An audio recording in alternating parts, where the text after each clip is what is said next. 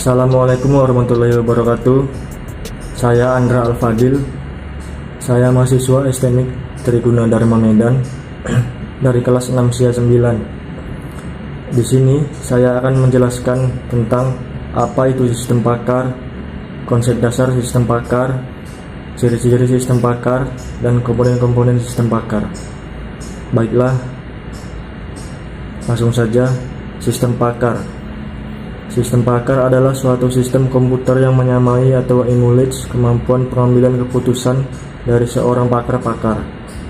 Basis pengetahuan yang diperoleh diambil dari pengalaman seorang pakar maupun teori-teori yang ada pada bidang yang spesifik saja. Oleh karena itu, sistem pakar memiliki keterbatasan. Konsep dasar sistem pakar. Ada 6 hal yang menjadi konsep dasar dari sebuah sistem pakar, yaitu 1. Keahlian atau expertise. Keahlian dapat diperoleh dari pelatihan atau training, membaca atau dari pengalaman.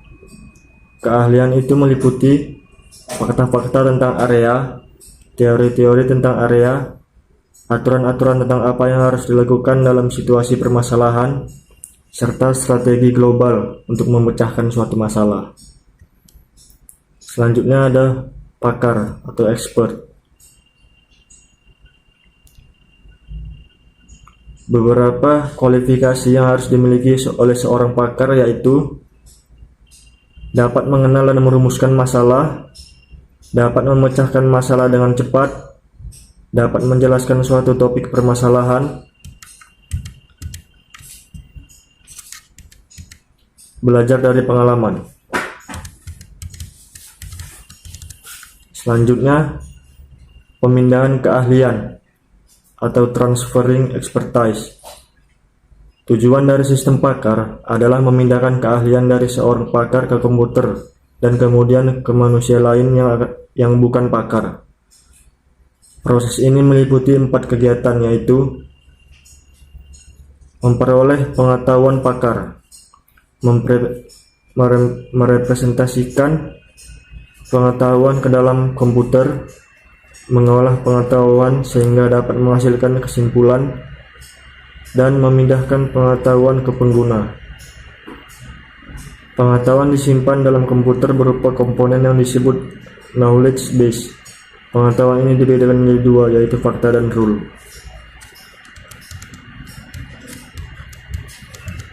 Yang keempat, menarik kesimpulan atau inferencing.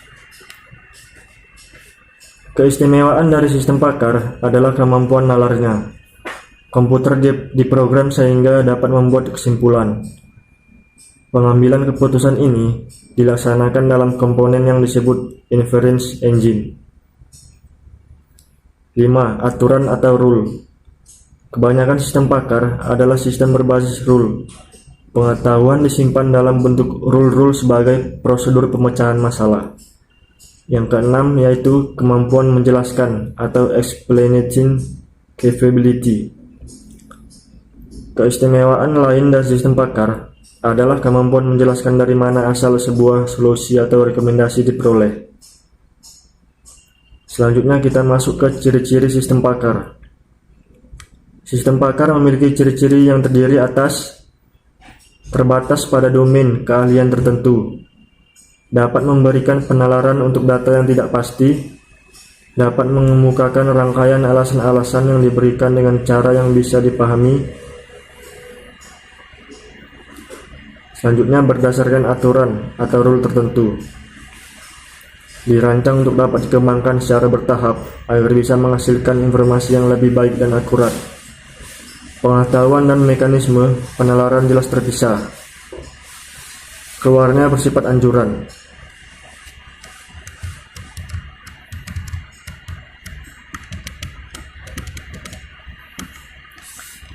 Selanjutnya kita masuk ke komponen utama pada struktur sistem pakar oleh Hu et al. 1987 yang meliputi 1. Basis pengetahuan atau knowledge base. Basis pengetahuan merupakan inti dari suatu sistem pakar, yaitu berupa representasi pengetahuan dari pakar. Fakta adalah informasi tentang objek, peristiwa, atau situasi. Kaidah adalah cara untuk membangkitkan suatu fakta baru dari fakta yang sudah diketahui. 2. Mesin inferensi atau inference engine. Mesin inferensi berfungsi untuk memandu proses penalaran terhadap suatu kondisi berdasarkan pada basis pengetahuan yang tersedia. Dalam prosesnya, mesin inferensi menggunakan strategi penalaran dan strategi pengendalian.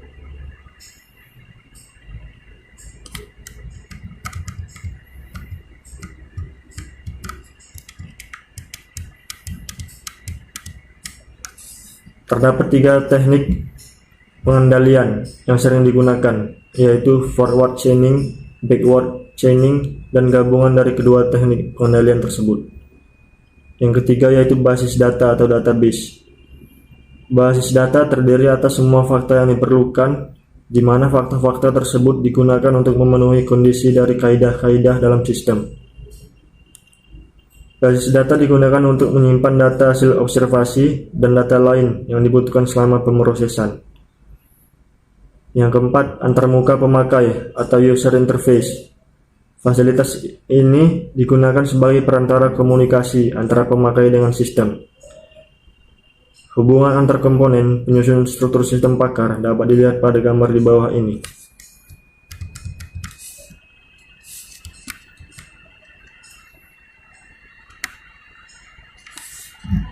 Berikut gambarnya.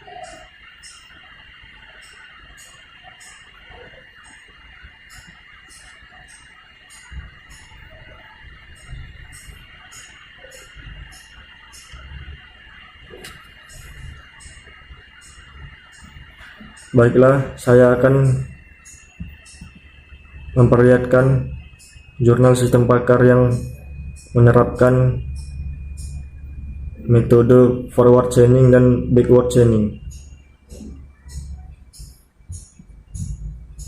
Penerapan metode forward backward chaining pada sistem Packard pencegahan dan pengobatan penyakit sapi.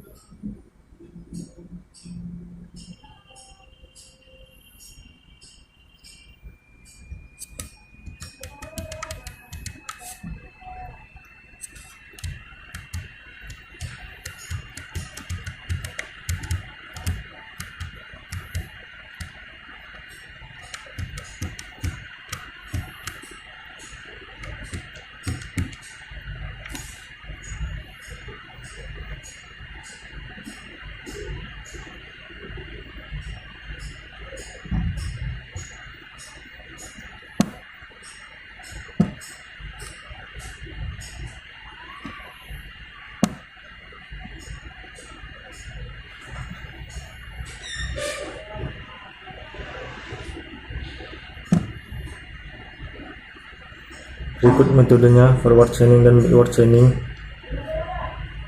Penyakitnya penyakit sapi. Analisa dan desain menggunakan UML.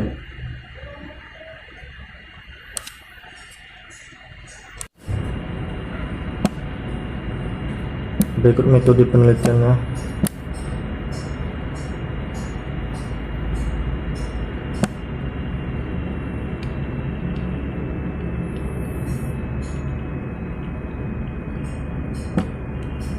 Hasil dan pembahasan.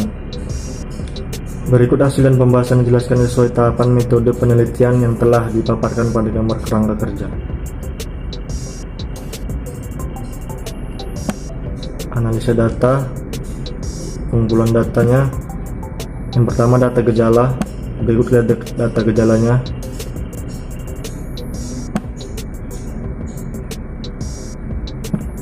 Selanjutnya ada data penyakitnya.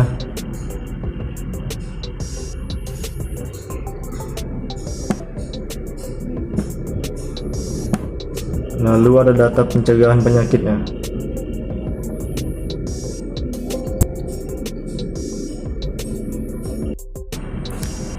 Selanjutnya tahap implementasi, yaitu membuat aplikasi mengenai sistem Packard ini. Berikut menu utama aplikasinya.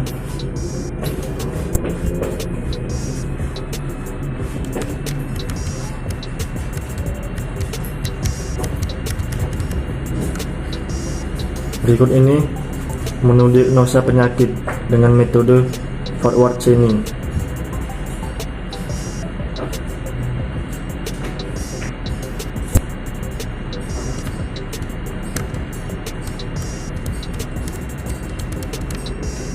Selanjutnya kita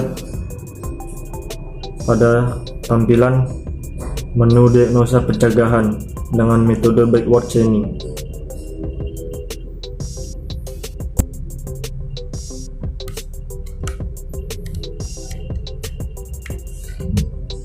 Kesimpulan dari hasil penelitian yang telah dilakukan, maka dapat diambil beberapa kesimpulan. Sistem aplikasi yang dibuat dengan metode forward chaining dan backward chaining dapat melakukan diagnosa penyakit maupun cara pencegahan dan pengobatannya. Tidak semua penyakit mempunyai gejala yang sama. Contoh, ternak sapi ke kandang dengan ternak sapi yang diliarkan, gejala penyakitnya hampir berbeda, walau penyakitnya sama.